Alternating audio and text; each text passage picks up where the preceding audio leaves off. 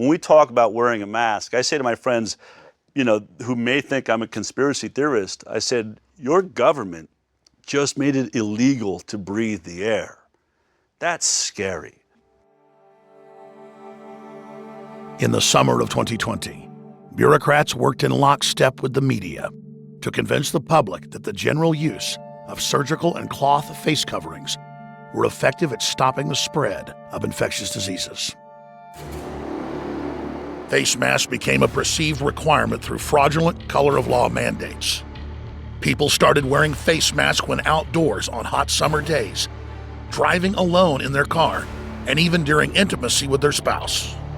Masking in public places became enforced through fines and police violence. Are face masks truly a health measure? Or are they a symbol of submission? In this episode, we will hear from doctors and subject matter experts familiar with the regulatory code for workplace safety and the proper use of face coverings to understand the truth about face masks.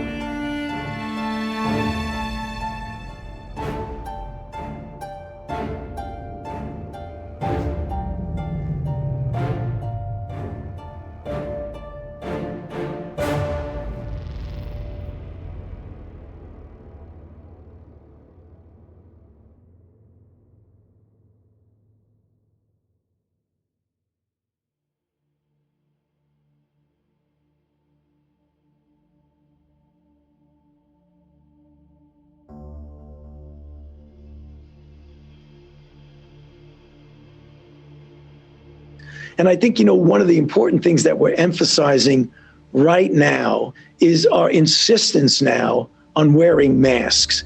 Wearing a mask is not hard. Breathing through a mask is not hard.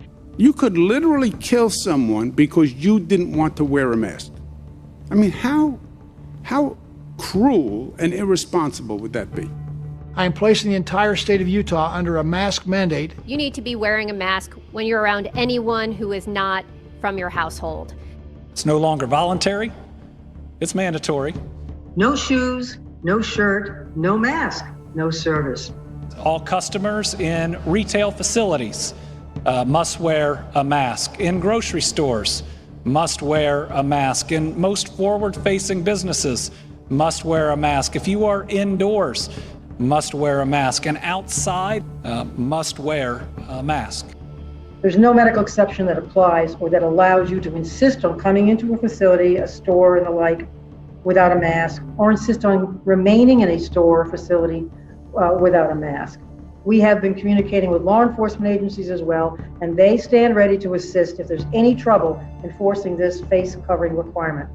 Anyone who still insists on entering a store or other facility without wearing a mask or insists on taking it off after getting inside, they can be and should be removed and charged with criminal trespass. But any business that refuses to go along with the new mandate could face closure, fines, even jail time. So we have 39 police officers that are dedicated specifically and solely to issuing mask violations. We've also been closing businesses. We've closed over 30 businesses that are not following the coronavirus guidelines that we've set out for businesses, social distancing, have too many people, have maybe violated the curfew, etc. This is much like enforcing a seatbelt violation or someone that ran a red light. It's the new normal, we have to do it. Police are under investigation over the handling of a confrontation with a woman caught without a mask. Choking me!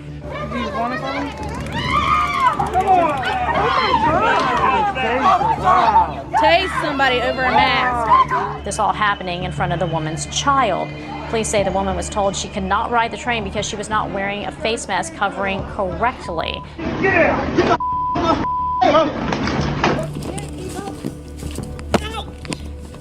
Ma'am, put your hand behind. behind your back. Just abide by the public health measures that we talk about all the time. Uniform wearing of masks, physical distancing, washing your hands frequently. We just have to keep doing that because we know it works.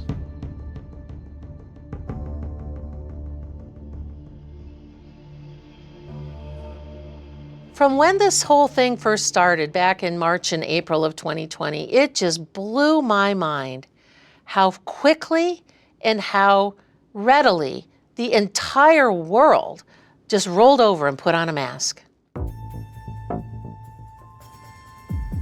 I see the mask as a symbol of conformity to the lie, a symbol that everybody agrees with the lie. Otherwise, they wouldn't be wearing the mask. And if everybody agrees, then it must be true. If it's consensus, well, I guess so. And we've been trained to think that. If you've got the majority, or a huge majority, believing something, it must be true. When in fact, it's usually just the opposite. The mask is nothing. It's a nothing burger. It does nothing. It's virtue signaling. It's a waste of our time and effort. It's a distraction to your life. It disrupts your life. But in the same time, it's a great litmus test to see what direction they can go with us.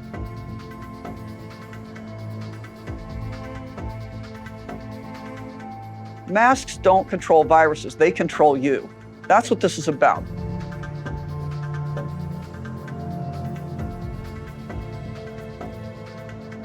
Point is, this mask is a mind control game. That's what it is. It has nothing to do with viruses. And if you truly believe that the mask is gonna save you, fine, I'm happy for you. Just wear it, enjoy your life, and leave me alone. Because after all, you're saved, right?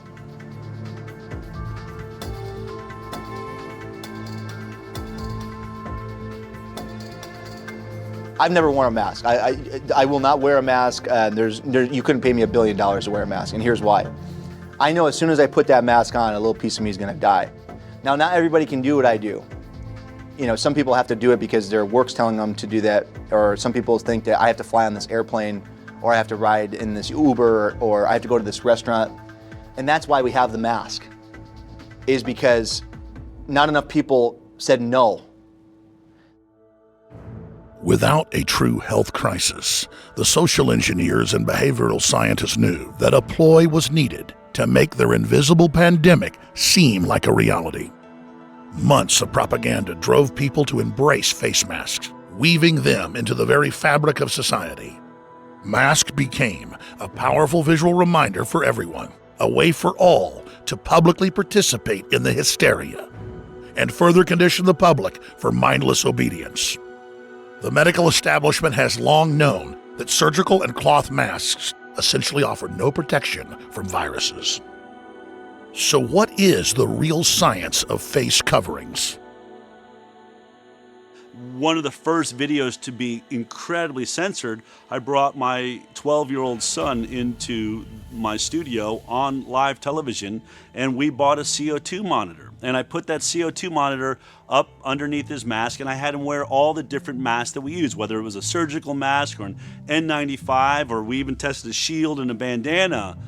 But what we saw was incredibly alarming. So now we're in a place where he could be having headaches. He can be, we're at 3,786. Look at this, we've just passed 5,000. Now we're in the toxic level. Right now we could be doing this 7,000 inside this mask of the CO2, 8,000 parts per million. And now this thing's gone off the Richter scale, folks. It can't even register how high the CO2 levels are inside. And look how many seconds that was. All right. Can I just... Yeah, you want to take that off?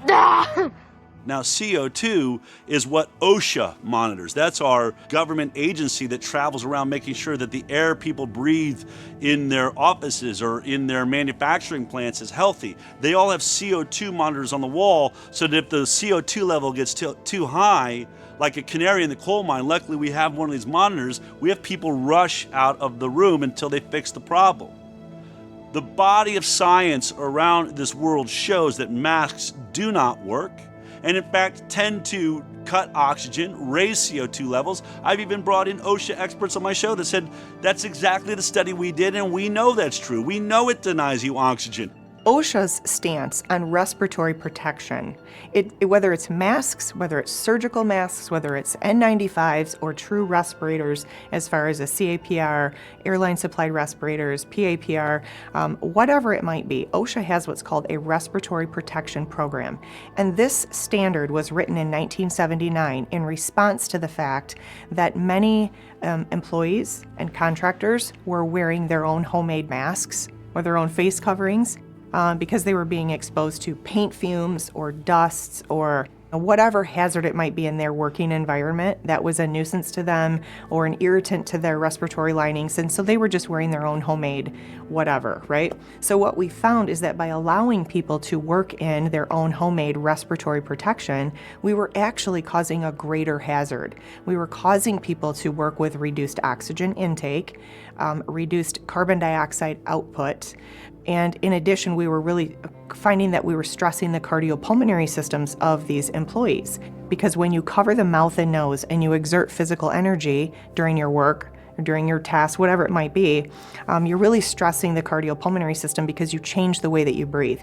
You have to forcibly inhale and forcibly exhale. That taxes the heart. It taxes the lungs. And we have given people heart attacks by allowing them to work with their mouth and nose covered with absolutely no regulation, no oversight, no medical oversight, no work rest cycles, things like that. So OSHA actually created the respiratory protection standard to prevent people from working with their mouth and nose covered and exerting physical energy because of the greater hazard that it creates. I don't think it takes a lot of common sense to figure out that if you obstruct your breathing, that it's going to have a detrimental effect.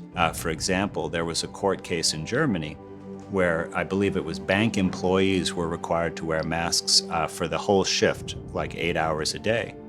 And there was a doctor who testified with evidence from, I believe, EEG studies that showed actual brain damage as a result of that, and that case was successful. Masks can not only lower your oxygen intake to unhealthy amounts, but they can raise your CO2 intake to dangerous levels, causing severe harm. The ambient air around us is only 0.04% carbon dioxide, yet our exhaled breath is 100 times greater at 4%. A carbon dioxide level of 4% is at the threshold of an immediate danger to life and health, according to OSHA. Carbon dioxide overdose causes rapid unconsciousness, followed by death, which is why carbon dioxide is commonly used to euthanize animals. Tony Fauci said the mask is useless. Don't wear them in the beginning of this. So did our Surgeon General and a scientist from the WHO. There's no need to wear a mask. Masks won't do anything to protect you. In fact, even Fauci said this, you'll be touching your face more out of the irritation, and that's going to spread the disease more than anything else. So let me be very clear, and I'm sure the physicians who are up here will reflect this as well. The average American does not need to go out and buy a mask. Should you wear a mask if you're healthy? No. Government officials say face masks are not necessary if you are healthy and don't entirely provide protection against the coronavirus. Masks do not work for the general public in preventing them from getting coronavirus. Right. If you do not have any respiratory symptoms such as fever, cough, or runny nose, you do not need to wear a medical mask like this one. And if you're not sick, you shouldn't be wearing a medical mask. But if you are, then you should. We recommend that people who are sick wear a mask. We recommend that people who are around someone who's COVID positive wear a mask, but do not recommend that the general public wears masks as a protective mechanism. WHO recommends that the wearing of a mask by a member of the public is to prevent that individual giving the disease to somebody else. We don't generally recommend the wearing of masks in public by otherwise well individuals because it has not been up to now associated with any particular benefit. It does have benefits psychologically, socially, and there are social norms around that, and we don't criticize the wearing of masks and have not done so, but there is no specific evidence to suggest that the wearing of masks by the mass population has any particular benefit. In fact, there's some evidence to suggest the opposite in the misuse or wearing a mask properly or fitting it properly or taking it off and all the other risks that are otherwise associated with that. The masks are important for someone who's infected to prevent them from infecting someone else. People should not be walking around with masks. You're sure of it, because people are listening really closely to this. Right now, people should not be walking. There's no reason to be walking around with a mask. When you're in the middle of an outbreak, wearing a mask might make people feel a little bit better, and it might even block a droplet, but it's not providing the perfect protection that people think that it is. And often, there are unintended consequences. People keep fiddling with the mask and they keep touching their face.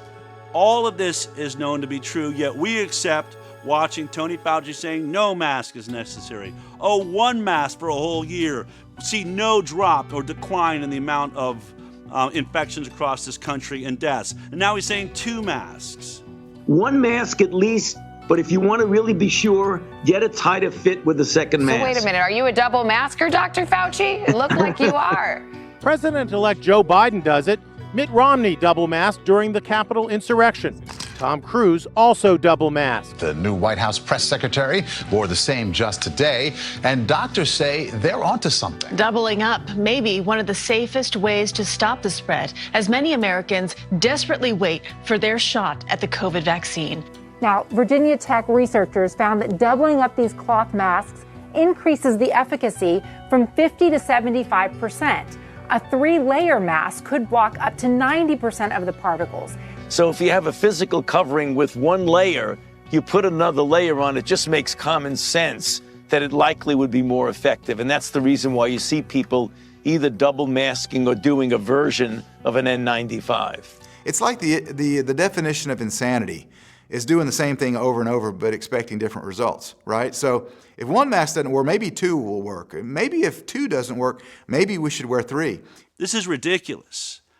The air should not be illegal to breathe. There are well-established workplace protocols for the proper use of face masks. If people understood the existing safety standards for face coverings, they would realize how deceptive and cruel it is for the media and medical establishment to promote unmitigated and misguided use of face masks. During surgery, if a surgeon or a nurse or an anesthesiologist is wearing an N95 or even a surgical mask or an ear loop mask in that surgical suite, if they touch that mask one time, they have to either exit the room or a nurse aide has to help them change it out without touching it. The second you touch your mask, not only are you cross-contaminating that mask, but you are reducing its likelihood to control a hazard. The maximum amount of time that you can wear a surgical mask in a hospital setting or a surgical center is 2 hours. That's max, right? And even then, they have to have work rest cycles. They have to properly don and doff them by the ear loops. You can't just grab, because you contaminate. It's called fomite transmission. Your hands have bacteria on them from what you're touching in the environment around you. So when you touch that face mask, you now breathe in that pathogen or that contaminant through fomite transmission. So there is a lot to the PPE standard. Whenever we give an employee personal protective equipment, there's a lot of requirements that we have to follow through with, and it all has to be documented. Yet what OSHA is doing right now with this mask, this blanket mask mandate, they're not following any of it. And they're getting away with it because they've changed the name. It's not PPE anymore. It's now, they call it community protection or whatever. But I'm sorry, you can't have your cake and eat it too. If you're requiring people to put something on to protect them or somebody else, it's personal protective equipment. It falls under the PPE standard. Inside Edition went and tested masks by 3 different couples who admitted that they were pro-mask, they thought the masks worked. When they tested these masks, they found over 60 million types of bacteria housed in these masks. So how clean are the masks you wear every day, especially the kind you keep reusing? To put them to the test, we swabbed the inside and the outside and sent them off to the lab. Time to reveal the results. We found lots of bacteria on all the masks. Oh no! Especially this multicolored one right here that you use every day. Yeah. That one has a bacteria count of 680 million. A normal count would be about 10,000. We found 4 types of bacteria on your masks as a whole, right? But on this one right here, a specific kind of bacteria can cause some nasty skin infections, and can also lead to pneumonia. I don't like that. I don't like that at all. So how about these guys? Harris, we found a bacteria count of 66 million on your mask. All right. 66 million. That's horrible. I want to tear it off right now. Arjana, 270 million on your mask. What? When you have a facial covering on for an extended period of time, it creates a very moist environment, which creates and breeds bacteria very quickly. So when doctors, nurses, construction workers, whatever industry or occupation, employees are required to wear masks or respirators, they are told and trained on when to take them off. Work-rest cycles are very important, how to properly don and doff them, and how to properly clean and sanitize them, because we know that this amount of bacteria building up on the inside of a mask that we keep rebreathing is going to cause things like bacterial pneumonia. Perioral dermatitis is a big one that we've started seeing, and that's what some people jokingly refer to as maskne. The blistering, right, the outbreaks around the face, on the skin, the red marks, but it's very serious actually. It's a form of staph. It's a bacterial staph infection, and it's very serious. It's nothing to laugh about, and it's 100% because of the extended and prolonged mask wearing in a bacterial-ridden environment. We've seen so many increases of bacterial respiratory infections in our private practices over the last 12 months, it's not even funny. We've seen so many fungal infections because people are improperly wearing masks. Whenever we get fitted for our mask, because I also am a part owner of 2 surgical centers here in the greater St. Louis area, when we're in our surgical centers doing procedures, the doctors are wearing the mask so that we don't spit into an open wound. You see, people have this false idea that doctors wear a mask in an operating room to stop a virus from going to somewhere. Not at all. The human mouth is the most bacterial-ridden mouth of any mammal on the planet. It's even more bacterial-ridden than a pig's mouth would be. So if we spit saliva into an open wound, that's going to cause infection. So it has nothing to do with viruses. And again, study after study after study has shown that wearing a mask has more harm than good. You look at the research that was just done out of Germany. There was a huge study released out of Germany, and what they looked at was 25,000 students that were in school. 25,000. And they found that 68% of those kids in the German study had some type of impairment. I mean, everything from headaches to passing out to dizziness to lack of function to no energy to not wanting to go to school, literally being learning disabled, not being able to properly learn, which is already an issue with school-age kids. Now putting a mask on them shows that 68% of kids in schools now wearing a mask have more harm than good. And again, we're talking about a population that has a 99.997% survivability rate, even without any therapeutics. There's no point in these kids wearing masks in schools. It's absolutely ludicrous. Kids are not sanitary like we are. They chew on the masks, they sneeze in them, they lick them, they sweat in them, they play with them. No matter how often they're reminded not to eat them, they still do. They use them to wipe their boogers after they sneeze, then plaster the nasty bacteria-filled Petri dish mask over their face for hours. I can't for the life of me imagine how inhaling air through a cloth that is soaked in sweat, mucus, and saliva is deemed to be healthy for a child's growing body and lungs. Although he has a fresh, clean mask every single day, when I wash those masks, this is the water that comes off of it. Every week, I save each mask, 5 of them, to wash all at once so you can see what you are putting on their faces. I mean, how stupid, how incredibly dangerous.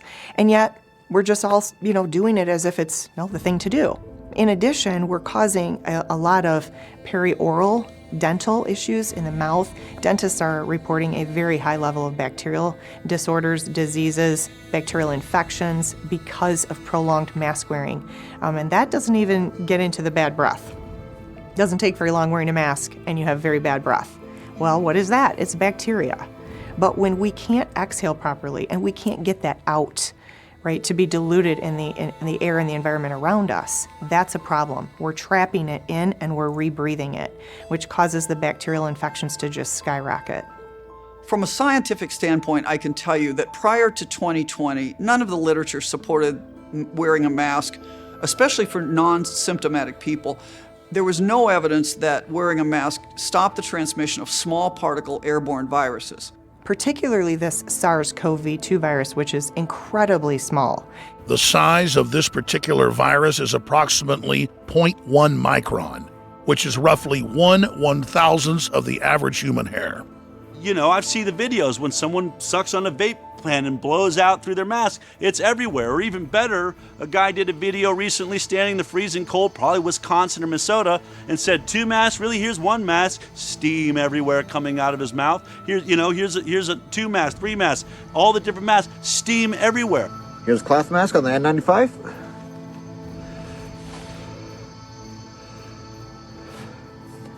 Now we're going to try 2 N95s.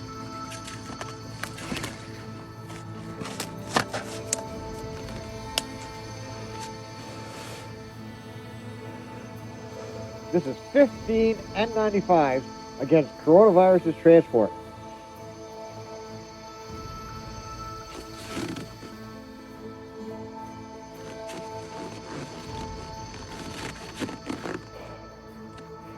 This virus rolls and is far smaller than moisture particles or water droplets, and yet we're seeing steam come out. It has been obvious to me, and I've said from the beginning, these masks don't work.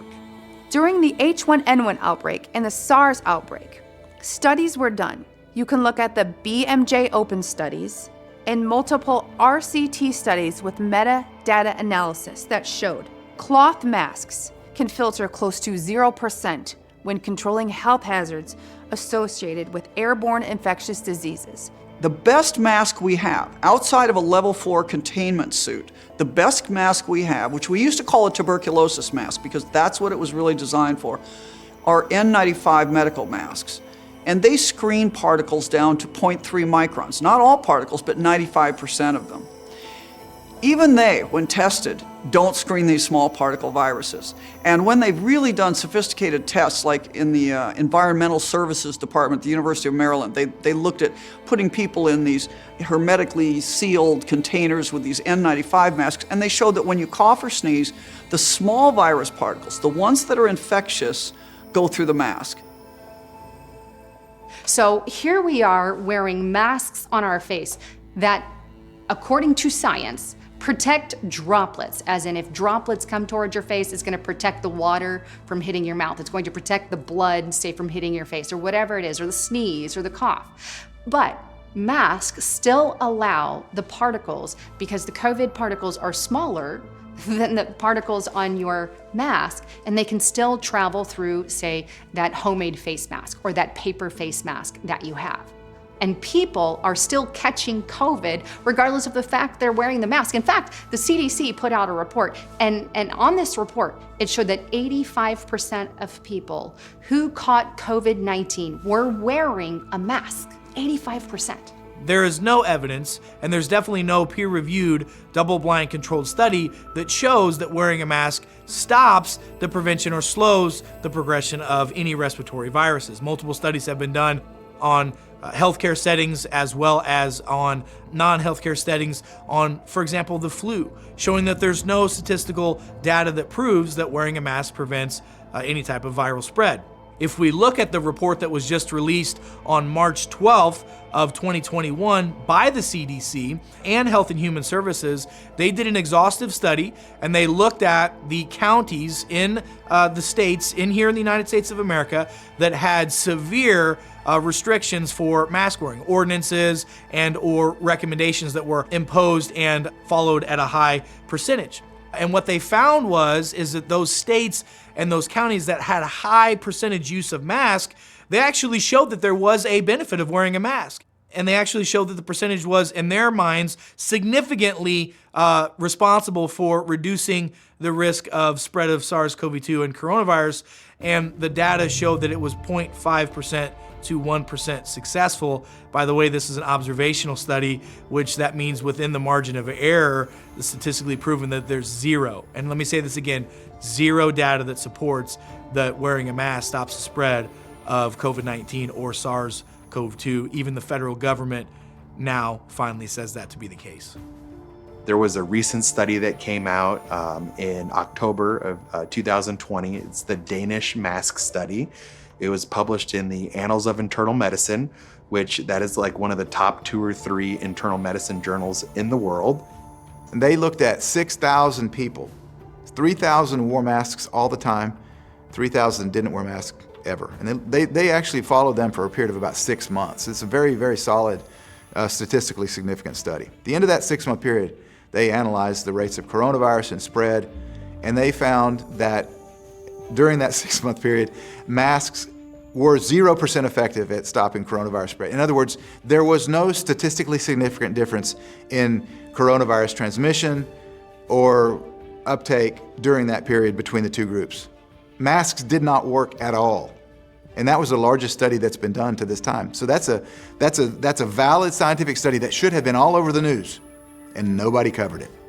There was also another study that was released in December 2020 it was from China. And they looked at 10 million people that were asymptomatic COVID positive that they followed to determine if they were spreaders. Because that's the whole impetus for people that are not sick wearing masks today, is that, well, you might have coronavirus and you just don't know it. You might be asymptomatic, but you might still be a super spreader because you're getting people sick when you don't have any symptoms. Well, China, and China is the top of the world when it comes to track and trace. I mean, they track and trace everybody. They've got ocular scanning. They know where everybody is at every time. I mean, they trace and track people pretty well in China. What they found is that all these several hundred people that were asymptomatic coronavirus positive, that there was 0 asymptomatic spread.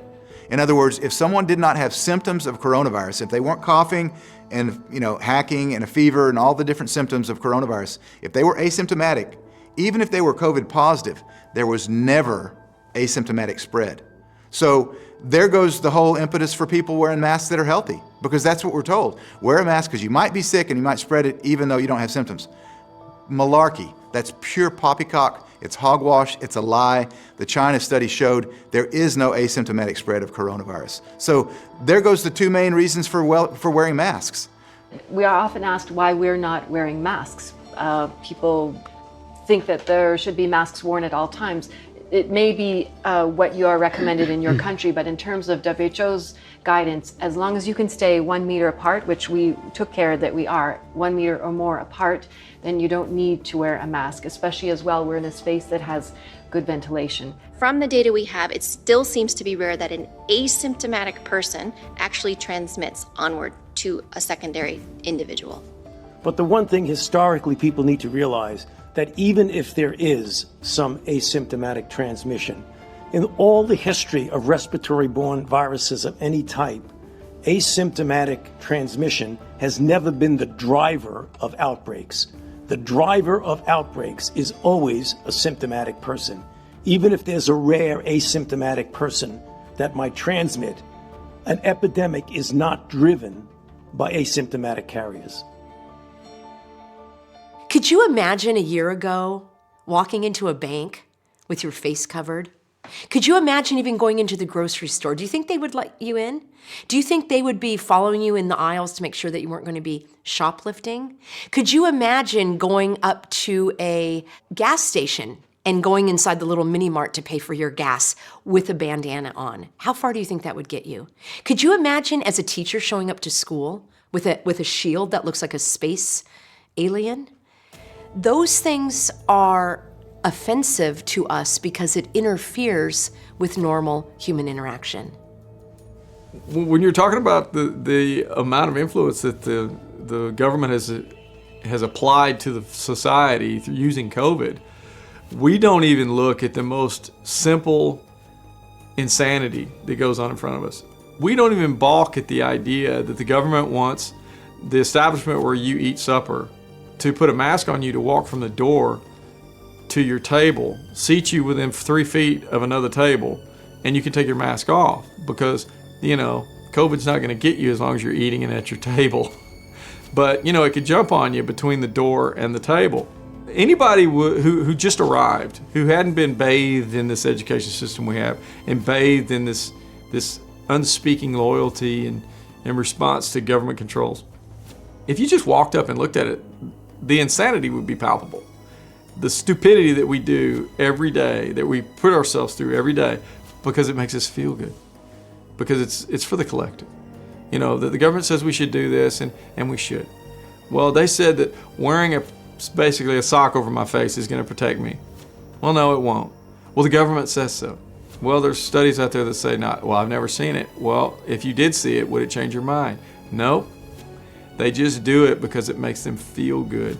And when you own a big portion of society to do things based on their feelings, you own them. Everything we have just covered about the use of face masks for virus protection and the inherent health problems is not a secret. It is not a conspiracy theory or conjecture. It is all very well understood and documented science in the medical community. Masks do more harm than good, and they know it. Let that sink in for a minute. What does it say about doctors and the medical establishment in general when physicians can't actually follow the science themselves, but instead follow mandates? What about the Hippocratic oath of do no harm? The biggest issue with face masks is the impact they have on our children. Kids worldwide are being forced to wear masks for extended periods at daycares and schools, on the bus, even during outdoor recess and sports activities, despite the evidence that masks are ineffective and children are not at risk. We must understand both the physical and psychological damage that masking has on our kids and put an end to the barbaric practice of masking children. When I started hearing the schools start talking about putting children in masks in order to be able to go back to school, I thought it was a joke. I thought, who in their right mind would put a mask on a child, would cover a child's mouth and nose all day long? I couldn't believe it. I actually thought no parent would ever do that. Well, let's fast forward now, they're all doing this. Everybody, all these children are walking around in masks. So I started standing up and speaking very loudly against this, saying, whoa, whoa, whoa, whoa. This is not okay. From a health perspective, from a medical perspective, from a scientific perspective, this is not only not okay, this is egregiously wrong, and it's incredibly dangerous. Mask on children is quite the slippery slope. Look at your children. They're confused. They come home lethargic. They're frustrated. You may see variances in their mood. It's because when you are wearing a mask, it makes you tired. It makes you tired because masks have the ability to lower your oxygen content by up to 20%. I say up to because, again, you cannot make claims on every single mask because there are so many different types. But children in masks is absolutely dangerous. It's dangerous also because children rely on proper oxygen content for their brain development. And if you are impeding oxygen on a daily basis for our youth, you are disrupting the development of the front part of the brain, the rear brain, and you can look into studies by Dr. Larry Pilevsky, who's done talks on this, that talk about repetitive oxygen deprivation can impede that brain development. And every one of us knows that young children are not affected by this virus. They're not. And that's a blessing.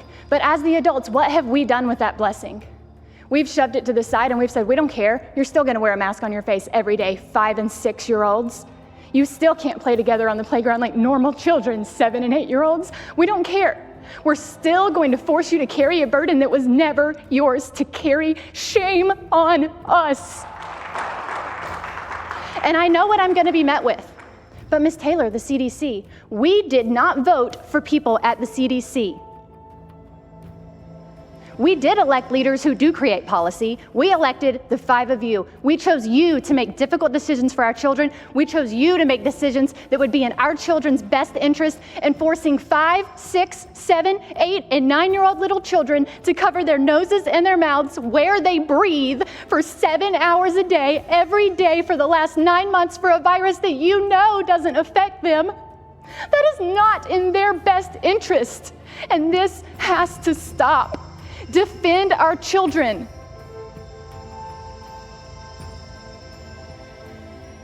I really believe that if we get rid of the masks, the rest of this house of cards fall down. And if we want to save our children, we need to do that.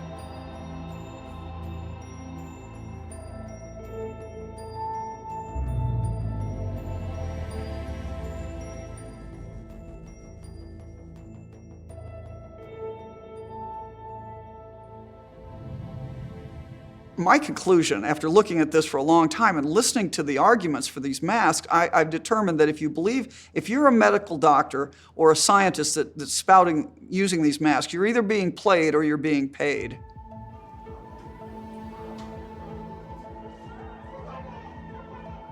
The problem with children is that children don't necessarily say anything. They just suffer in silence. And any medical professional will tell you that. Kids don't say much, they don't complain about it, they just crash. And what's happening is the body is adjusting to the signs and symptoms of oxygen deprivation, but that doesn't mean the damage is not still occurring. So this is a huge problem because what we are creating in our children is a very unhealthy population. When kids are not getting enough oxygen, they're not learning at the correct level. They're not absorbing the information. They're not able to process properly. Our bodies are incredibly sensitive to oxygen saturation levels. So kids are being put at great risk for neurological disorders and diseases. When the body does not have enough oxygen, the immune system is not functioning optimally and properly. This is a well-known medical fact. So we are creating an entire generation of young children who are immunocompromised. They're not developing the social cues and social skills that they need to function in the world around them as adults. And we are going to be creating a very unhealthy young generation. We're going to start seeing neurological diseases and disorders and cancers, which can only thrive in those environments of low oxygen and oxygen deficiency very young. So I'm very concerned, and this is why I started standing up.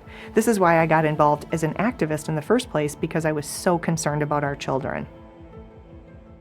Children are the biggest victim of these mask mandates. The bacteria that is housed inside of masks is bad. But when we look to our children, if anyone has children, you know they're very dirty. I've talked to a lot of teachers that during recess, when they are allowed to take off the masks, they see their masks sitting on their table, and they are coated with fluids, blood, and for lack of a better term, boogers. You are going to see, and we have seen, an increased risk of illnesses that actually resemble COVID symptoms, but they're not COVID. They're respiratory illnesses like bacterial pneumonia and even fungal infections.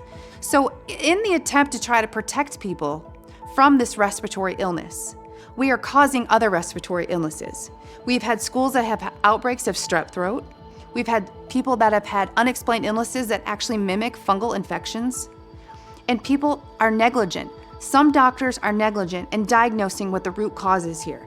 It's prolonged mask wearing and not changing out this mask as you should. I had a student come to me. He came to the nurse's office and said he couldn't breathe. He was wearing a bandana type of mask that was tied around his neck, and another nurse was with me at the time. And we said, okay, let's take it off and we'll give you a surgical mask. And he said, I can't take this mask off. I've been wearing it for 2 weeks. When he said that to us, we were like in shock. How could this be? This kid's sleeping and showering in this mask for 2 weeks. We tried to take it off and we couldn't. So we actually had to cut it off and throw it away.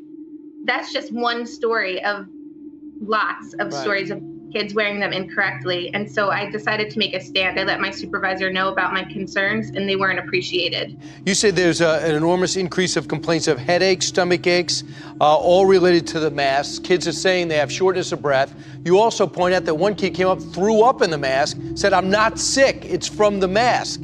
So when you try to explain that, you've been an RN for 13 years. What do the non-medical professionals at the school tell you? They just bluntly told me we are going to be following the mandates put in place by Governor Murphy, and that includes wearing masks. And I let them know that as a nurse, I don't feel comfortable enforcing something that I can see and know that is harming somebody. I had a kid come down to me. She was wearing a mask. She was crying. She had vomited in class. I was taking care of another student. So I said, sit down. When I got to her, I pulled her mask off. It was full of vomit. Her mask was full of vomit. And she walked down to me with it on. Just heartbreaking. And this is, first graders that come in and are having this severe anxiety. Kindergartners are not able to understand what their friends are saying or doing because they can't see their facial expressions. And you know this, Erin, as a nurse, they're under no danger, almost 0% danger from this virus. There's a really good video I recommend people watch if they want to see what this is doing to our children. It's by Dr. Franz Ruppert, and he talks about the psychological effects of this COVID event. He replays a video that was a study done in America. It was called the Still Face Experiment. Babies this young are extremely responsive to the emotions and the reactivity and the social interaction that they get from the world around them. This is something that we started studying 30, 40 years ago. In the still face experiment, what the mother did was she sits down and she's playing with her baby who's about a year of age. I'm like a girl. Oh. And she gives a greeting to the baby gives a greeting back to her. This baby starts pointing at different places in the world, and the mother's trying to engage her and play with her. They're working to coordinate their emotions and their intentions, what they want to do in the world. And that's really what the baby is used to. And then we ask the mother to not respond to the baby. The baby very quickly picks up on this. And then she uses all of her abilities to try and get the mother back. She smiles at the mother. She points because she's used to the mother looking where she points. The baby puts both hands up in front of her and says, "What's happening here?" She makes that screechy sound at the mother, like, "Come on, why aren't we doing this?" Even in this 2 minutes when they don't get the normal reaction, they react with negative emotions, they turn away, they feel the stress of it. They actually may lose control of their posture because of the stress that they're experiencing. Okay. I'm here. And what are you doing? Oh, yes. Oh, what a big girl. And the other really sad thing in the video, it showed a little 3-year-old boy in the video, and this is, nobody's in the room with him. There are a bunch of toys there, and it shows him literally socially distancing from the toys. That's what we're giving our children. It's a dystopian world, and they're being damaged. Babies need to read faces. When mom's holding a baby, nursing or feeding them a bottle, baby's looking up at mom, right? They're communicating by facial expression. That baby is learning mom. That baby is learning to communicate and learning expression, feeling, emotions. This is how our children learn emotional intelligence, empathy. This is how they learn anger, happiness, by the expression. So by covering everybody's faces, number one, these young kids are not learning empathy. They're not learning to read other people. They're not going to become very socially aware. And this is, a very disturbing way to live. And the effect on the children is much more significant because they're developing social skills and language skills and communication skills. At critical times, we're preventing them from getting the right sensory information by seeing people's faces. And then we're also sending a message to stay away from and be afraid of other people, because the mask symbolizes that the person carries disease. The word virus itself comes from the Latin word meaning poison. So we're essentially teaching our children that people release poison from their face and you need to stay away and they're dangerous. And of course, when you're learning how to form social relationships, if the context is that other people are dangerous and will get you sick, you're going to have barriers. You're not going to get close to people. And then later on in your life, your relationships are going to be very different, because it's our human nature to be close to each other. So these are really serious concerns, not only for the current situation, but for the future and the next generation. Hi, I'm a teacher from Fairfax County Public Schools. I'm going to give Do you have a medical exemption? I'm sorry? Do you have a medical exemption for I do. mask? Okay. You've been cleared by staff. Can someone? Yes, I have. Can I have my full minute, please? You may. Thank you. I'm waiting for staff to give me a thumbs up that the medical exemption was granted.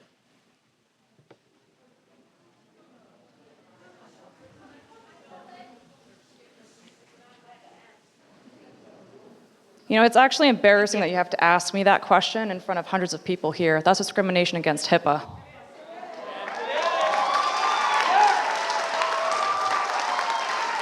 It is. I can't ask you if you're gay. I can't ask you if you have herpes. You can't ask me about my medical exemption. I can't ask you if you're pregnant. You can't ask me that question. Would you like your minute now? I would love my minute, yes. Thank you. Clock. Students do not follow mask enforcement. Their masks are below the nose, under the chin, and many of us teachers do not say anything because we are not wardens in a prison. I will never scold or punish a student for wanting to breathe freely. This is not a mask, it's a muzzle. It's obedience training. We know that children are not vectors for COVID and that masks are at best ineffective and at worst dangerous. If most teachers are protected by the vaccine, what are you worried about?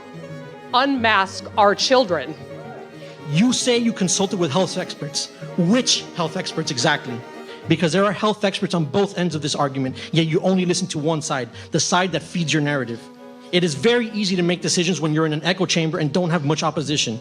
Did you ever think of consulting the parents? No, of course not. Sir, your time is up. I'll let you wrap it up. I have not had 3 minutes. Sir, your time is up.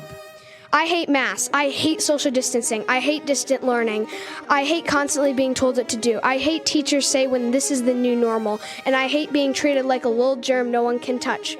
The school is trying to take away my right to tell people what I think and feel, and I cannot say anything but what their point of view is. They have taken our freedoms. I can't even pick out where I play at recess, and now they pick out who I play with, and these ridiculous zone things make no sense. When I simply ask why, they say, oh, just for safety reasons. They blame everything in the name of safety. I miss seeing people's face. I miss the way things used to be. I'm scared they'll never go back to normal. Breathing freely doesn't seem like something we should have to ask any other people for permission for. Barely anybody likes masks in schools. Their children are suffocating. You don't know what it feels like, and it's nonsense. Wearing a mask makes it difficult to breathe during school, and I miss important things that my teacher says. I just want to say I think it's really sad how kids in the classroom don't even know what their teachers look like. Can you imagine going through an entire school year not even knowing what your teachers and classmates look like? Have you ever tried breathing through a straw? Try it, and you'll see what it feels like for me breathing with asthma. Can you imagine adding a mask on top of the straw and what that would feel like? I have, and I passed out from lack of oxygen. Yesterday, we spent the morning at the ER. So, my son had extreme breathing distress. He had to have breathing treatments and steroids. So this mask is not keeping him safe. It's making him sick. Who's going to pay for that hospital trip? Are you? Parents, the longer that you wait and you don't hold your child's schools accountable gives these guys more time to dictate what's best for your child's physical, mental, and emotional health. Don't be afraid to speak out for your kids because they are voiceless and they rely on you. When our children ask for breathing breaks at school, they are denied access to fresh air and disciplined accordingly. They are yelled at, they are shamed, they are told they are not going to be promoted to the next grade level, they get office referrals, they get lunch detention, and even in-school suspension for even lowering it below their nose. Let me repeat that for you. Our children at school ask for breathing breaks, and they are denied, and then they get in trouble. We are gaslighting our children to think that it is normal and healthy to cover up their healthy, beautiful, God-given faces for hours at a time. Think of the children learning the basics of phonics and literacy who can't even see their teacher enunciate, specifically my daughter. Think of the children who already suffer from anxiety, ADHD, autism, learning disabilities, who are possibly speech impaired, and other children who are struggling with a mask. Think of the kids who are feeling increasingly suicidal, have newfound eating disorders, who are regressing emotionally and socially. Think of the child who comes from a broken home, seeking love, compassion, and friendship, only to be completely isolated, even at school, not given an opportunity to see a single smile all day long. Do better. It's safe to say that COVID has not only killed many, but it is also killing childhood. And each of you are now continuing to rob our children with evidence-lacking guidelines that have no practicality in the classroom or in a learning environment. Do better. We did not elect the CDC. We did not elect Dr. Fauci. We elected every single one of you sitting there. Are we going to pretend that this doesn't matter because the experts told us so? Nothing that has happened has been for the sake of our children. Do better, because if not, we will do better. There are 4 of you school board members who are up for re-election next year, and I assure you we will do better when your seats are up. We will do better by taking our children out of your schools. We will do better by protecting our children from any further baseless abuse at your hands. Do better. Unmask our children. We are watching you.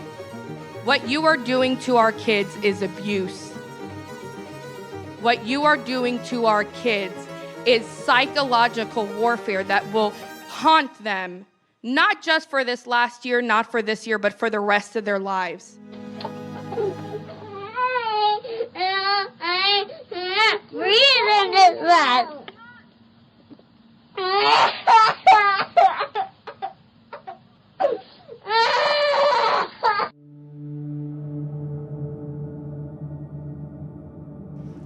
The masks are affecting our children mentally.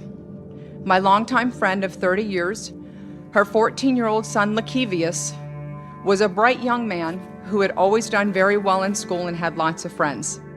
When school started back in September, he tried in person and could not breathe through the masks. He was getting dizzy, nauseous, and very severe headaches. So he had no choice but to go virtual. Lakevius felt cut off from the rest of the world, which he stated in his suicide note. He stated he was hopeless, that we would never return to normal. His mother found him when she came home from her shift. He'd hung himself in her closet.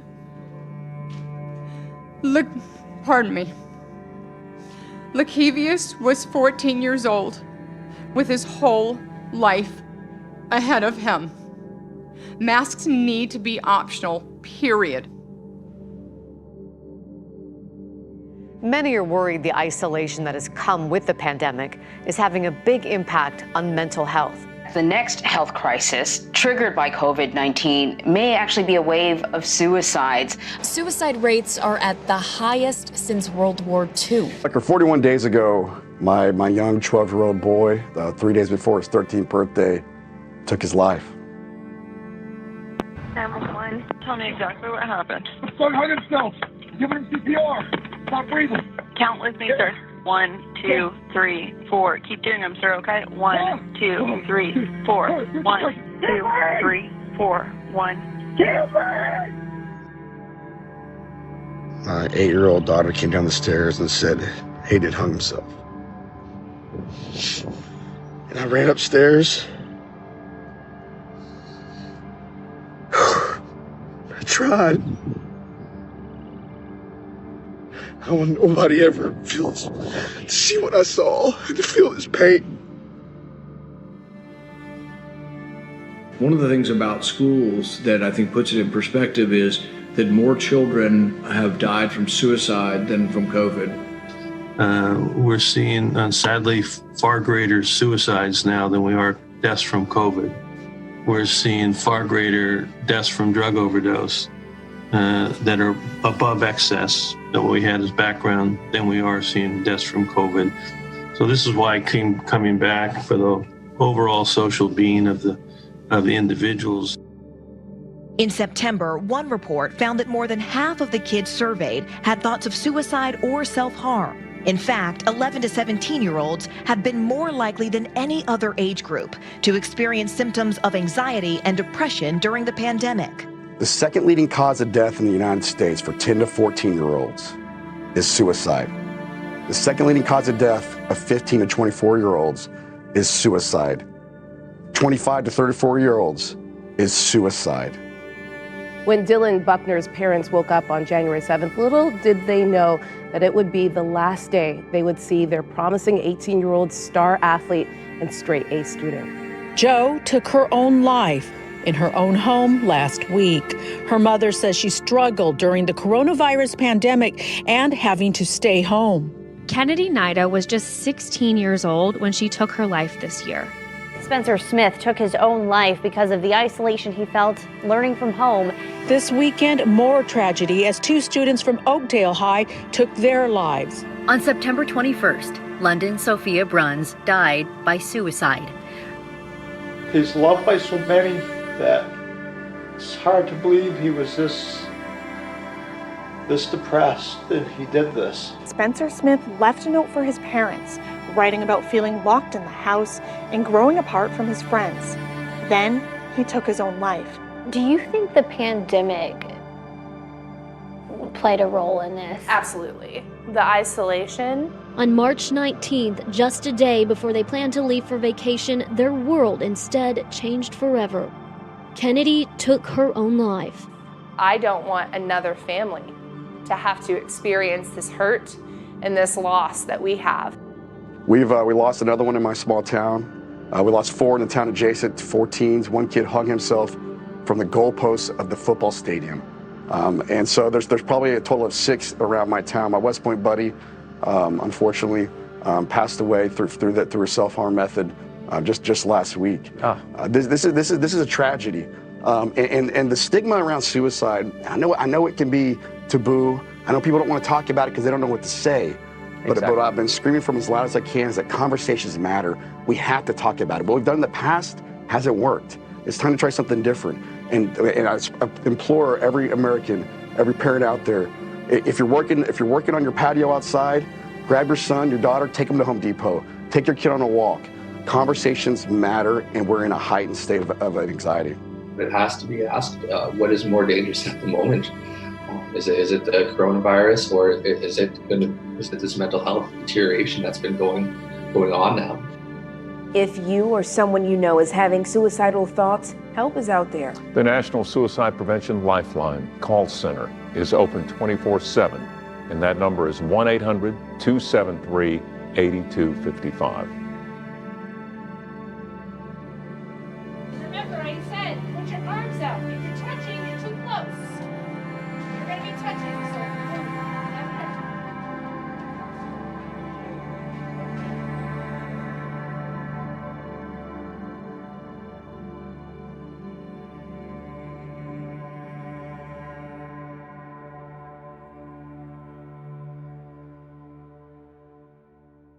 A New Hampshire grandmother was arrested after refusing to wear a mask at a school committee meeting. I get it.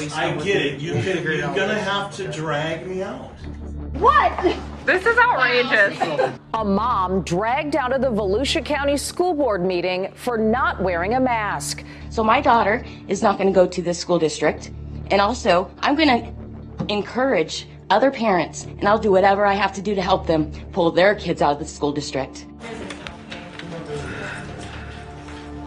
We all believe in what you do. This is an embarrassment, and you all should be embarrassed. Parents, pull your children out of this district. That's the only way you're going to save them until this board is removed. My child, my choice. I want an option. Pull the kids out! Pull the kids out! Pull the kids out! Pull the kids out! Tensions were running high at the Pinellas County School Board meeting today, resulting in an arrest. The Pinellas County School District says someone refused to wear a mask, and that set off a series of clashes with the board and even school police. If you do not put your mask on, we cannot proceed with this meeting, and you will be asked to leave by security. This room is not complying with these health guidelines. This creates a health concern for this meeting. So I'm going to suspend the rules, and I'm going to make a motion to continue this entire meeting to another date. Quinder, I move that we adjourn this meeting. I'll second. We have a motion to adjourn and a second. All in favor, say aye. Aye. Aye. I'll leave you with these questions to ponder. If masks work, why do we social distance? If social distancing works, why do we wear the masks? If both work, why the lockdowns? And if all of that works, why the vaccine? I think you know the answers, but no doubt you'll ignore the truth, because that's what you're told to do. Final thoughts? Do your job, open the schools, drop the mask, and leave the parenting to us. Thank you. It's dehumanizing by design. We're not intended to only see people's eyes. When you can't see a person's facial expression, you really don't form a connection with them, right? We thrive on seeing other people's smiles and seeing other people's emotional reactions and happiness and sadness. It really is an effort to dehumanize the individual. It also encourages people to behave aggressively and hatefully and violently toward their fellow man. When people's faces are hidden, they feel bolder in doing evil. And you know, I think we really see this in riots, right? Riots and mob activity becomes much easier when people feel like they can cover their face and they can remain anonymous, because it's a psychological thing. And again, there's been studies done on this, even going back many decades. And what the studies have found is consistently mask wearing promotes aggressive, violent behavior. And there was one study, I can't remember the name of who did it, but they looked at different tribes. And what they found was the ones that painted their face or covered their face were more barbarous, were more violent, were more vicious than the tribes that didn't do that, where people's faces were visible. So there's a lot of psychological components at work here. But I think importantly, it really is a symbol of submission. And so for me, to see such a huge percentage of the American people succumbing to this mask idiocy, it's tragic. It makes you want to cry. I really believe that the masks are a psychological attack on the freedom of America. The acceptance of the population has made slaves of people in their hearts, in their minds. The goal is total control over the lives of people, and the only way you can do that is by fear. Well, FEAR is an acronym, and it stands for false evidence appearing real. And right now what's happening is they are using fear as a marketing tool. I mean, what you're really experiencing is a rollout of a brand new product. That's what you're experiencing. And any of you that are in the marketing world can absolutely look back and say, oh, that makes total sense. What they're doing is they're putting a piece of product out, and they're seeing how people respond to that, and then they change their messaging and advertising according to how people respond.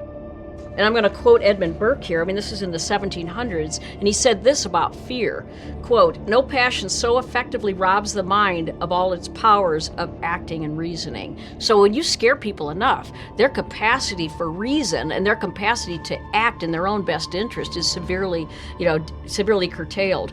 And there was a quote from H.L. Mencken: "The whole aim of practical politics is to keep the populace alarmed and thus clamorous to be led to safety by menacing it with an endless series of hobgoblins, all of them imaginary." The push for face coverings and their general acceptance worldwide is proof that this is not about science, it's about compliance. It's about creating an atmosphere of nonsensical, blind obedience to authority. The social engineers are using fear to condition a new generation of citizens that are so dehumanized they will comply with future orders that nobody in their right mind would follow. If the government can force you to cover your mouth and nose, inhibiting your very breath for life, you no longer own your own body. The government does. You are no longer free. The government is your master, and you are a slave, wearing the mark of your master across your face. The establishment will push face masks again in future health scares, perhaps every cold and flu season. They may try to make face masks mandatory for certain types of travel or activities, and many people will volunteer to mask. Is this the kind of world we want to live in and pass on to our children?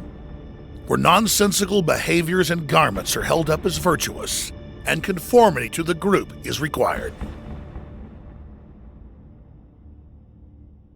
All is not lost, and I know right now people are feeling very discouraged, overwhelmed. I get the calls from people who are suicidal. I've had those calls at 1 o'clock in the morning. I get the calls from people who are in a wheelchair. They can't wear a face mask because they've got an oxygen cannula, and they've been wheeled into a snowbank by a hospital system that refuses to treat them and is denying them medical care. They're sitting there waiting for their bus to come pick them up, and they're sitting in a snowbank. Egregious, illegal, completely discriminatory, but it's happening to people all across this country. And I get those phone calls from people who are crying.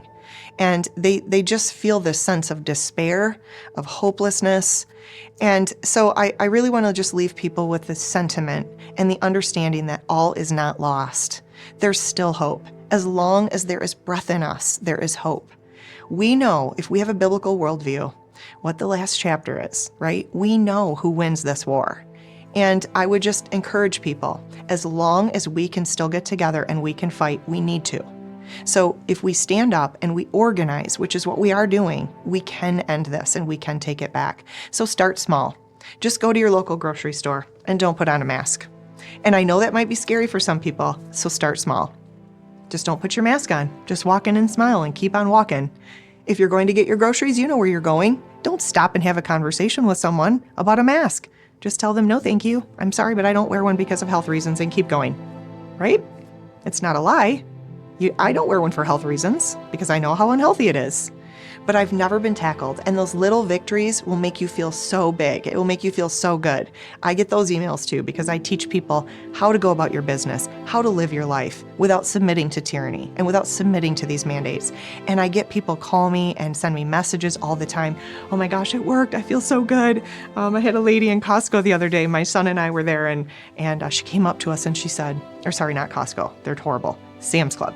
I was in Sam's Club and she came up to me and she said, how are you not wearing a mask? How are you able to get away with it? And I just looked at her and I said, because I don't need to ask permission. I don't have to wear one. And so I just don't. And she just looked at me for a couple of minutes. She ripped her mask off and she walked away and she said, thank you, I feel so free. And we giggled because we saw her all the way through. Every time, we were going to another aisle, there she was, smiling from ear to ear. Just, she felt so free. It had just never dawned on her to refuse to obey, that she had the choice to refuse to comply. And so just start small. And those little victories will make you feel really great. And then you just keep sharing the information, standing up as you're able to in your own world, in your own circle. And that kind of courage is contagious. When I say that all of this is the great litmus test for how much they can control the masses, this is the litmus test because people will tell you in public, and every one of us have heard this, it's just a mask. It's just a mask. Just do it for your neighbor. It's just a mask. Well, okay. What if it's just an armband? What if it's just a tattoo? What if it's just a chip? What if it's just a shot? Where we go from here, who can know what our children and grandchildren are going to have to accept? Who won't even know they're having to accept it? They're going to think it's perfectly normal because, it's all new normal. Well, the new normal is global governance and controlling. And individual liberty is going away. I've heard more people than I care to in my lifetime in offices of government say things to the effect of, we're just going to have to give up a little sovereignty to get this done. Nope. You don't have to give up any sovereignty at all. You don't have to give it up. And many people have said, oh, come on, Peggy, it's just for a few minutes. You're making such a big deal out of this. Just do it. It's no big deal. I'm never going to do it. I've made sacrifices, very minimal sacrifices, not on the level that many people have done where they've, had to leave their job or they've been denied medical care, what have you. But I really applaud and admire people who are going to go to the mat. I call it marching it all the way to heaven. And I will. I'm going to march it all the way to heaven. I am never going to stop. There is no law that can ever be valid or legitimate that requires anyone to restrict their breath. We are born with the right to life. Life requires oxygen. Restricting someone's oxygen is taking away their life. That's why even the governors, the mayors, even the health officers, they all have stated that there are exemptions, that these are just guidelines, and they're kicking the can down the road to have the stores and the businesses be the enforcers. They are strong-arming these businesses. The businesses are actually becoming sort of the new government. I call it the United States of Costco, because they're now making these laws via their store policies that are requiring the masks. Likely it will require the vaccinations. And people said to me also, Peggy, why are you making such a deal out of the masks? This was months ago. And I said, look, you're not in California. I don't think you have any idea how bad it is here. But it's not about the masks. It's about your freedom. When you get these collectivist ideas that is so broadly accepted now, how close are we to the word global citizen? And you've heard that already. We're just a global citizen. You're a citizen on this, humanity is one race. This is where we're going. This mask, it's nothing. I am literally terrified of the direction we go after these masks. What they're going to force people to do to prove that they are, wanting the rest of the world to succeed or do what's right. I fear for my children and my grandchildren. So we've been working really hard to educate people and to just encourage people. Listen, nobody can make you wear a face mask. Nobody can make you do anything. Stand up and refuse to obey. Now, is that going to change your lifestyle? Yep. It's changed mine a little bit. There are some stores I can't go to because they're mask Nazis. Well, guess what? They're never going to get my business again because I know those stores that I can go to who do respect my rights and who are not going to hassle me and harass me. And I just walk in like I own the joint. If they ask me if I need a mask, I say no thank you, and I just keep walking. We all have the ability to refuse to obey. And it's our civic duty to refuse to obey and go along with tyranny. Because if we comply, what are we doing? We're enabling it. We're furthering it. We're giving it a voice, and we're giving it power. If we refuse to obey and we stop complying, we take the power back. And who has the power? We, the people, right? So it's up to us. We can end this real fast. Like I said, one word, non-compliance. It is time to see the mask for what it is. A dirty rag, a face diaper, a symbol of bondage, a publicity stunt of behavioral science, and a denial of your health.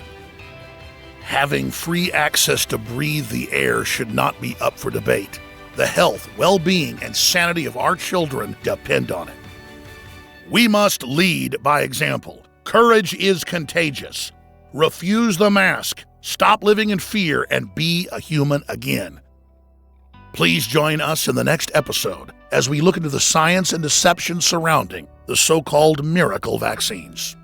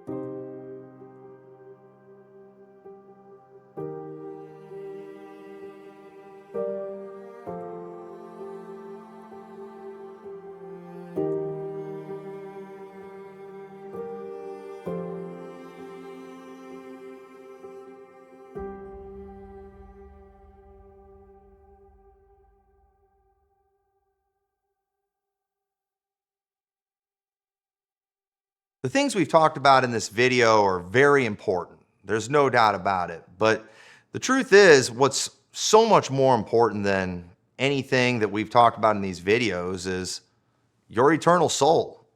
One of these days, we're all going to stand before God. Hebrews 9:27 says, "And as it is appointed unto men once to die, but after this, the judgment." What have you done to prepare yourself for that judgment day? Are you prepared to stand before a holy God? When you do stand before a holy God, do you want to talk about your works? Because we see in the Bible that salvation, it doesn't come through any works of righteousness which we've done. The Bible says we're saved by grace through faith, and that not of yourselves. It is a gift of God, not of works, lest any man should boast. I know when I stand before God, the last thing I want to talk about is what I've done, because according to the Word of God, I'm sinful and I've come short of God's glory. Our only chance of surviving judgment is if we don't have to talk about our works. And the Bible tells us that our salvation, it's through the works of Jesus Christ. And those who have put their faith in Jesus Christ, they have what the Bible calls imputed righteousness. It says in 2 Corinthians 5:18, "And all things are of God, who hath reconciled us to himself by Jesus Christ, and hath given to us the ministry of reconciliation, to wit, that God was in Christ, reconciling the world unto himself, not imputing their trespasses unto them, and hath committed unto us the word of reconciliation." Now, how is God able to do that, not credit us for sins that we have done? A holy God can't just sweep sin under the rug and let it go unanswered. And the Bible tells us the wages of sin is death. So how can God not impute our trespasses to us?